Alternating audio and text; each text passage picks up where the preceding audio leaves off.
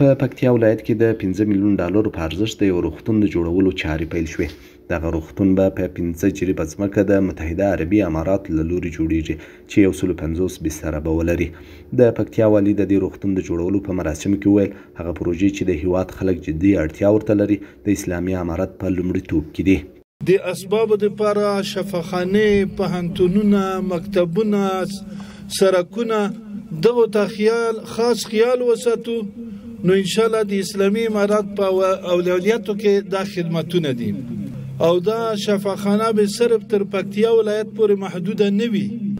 په دې مراسمو کې د پکتیا مرستیال والي د 12 نورو کلینیکونو د جوړولو خبر هم ورکړ چې د پکتیا ولایت په بیلابیلو ولسوالیو کې به وي چې لګښتونه به د متحده عربي امارات له لوري ورکول کیږي.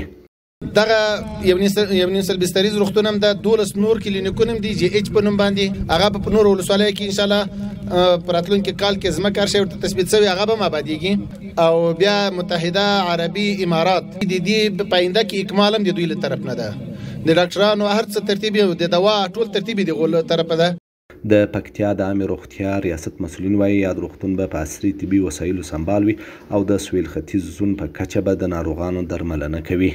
په دغه روغتون چې په 25 جریبه ځمکه کې چې 150 بستره به ولري تقریبا د 15 میلیونو ډالرو په لګښت په اساسي او معیاري ډول جوړیږي.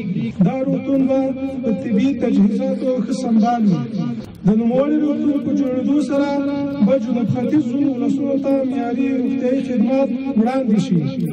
د پکتیا ولایت اوسېدونکي بیا د دې روغتون له جوړېدو څخه خوښ دي ځکه چې پخوا داسې روغتون موجود نه و. ان شاء الله تعالی ډېرې ستونزې به ورسره حل شي، ولې داسې روغتون نه و. داسې پکتیا کې چې موږ ته مریض پېښ شو موږ به کابل یا غزني ته وړو. ان شاء الله دا ستونزې به ټولې مکمل ورسره حل شي. او اوس دا یو ډېر ښه اقدام ده. باید دا خانه به داسې اصول جوړه شي چې هر کوم مریضان دلته تشخیص شي. په پکتیا ولایت کې یوازې یو 250 بستریزه حوزوي روغتون دی چې د پکتیکا ولایت او نورو سیمو څخه ناروغان وروړل کیږي.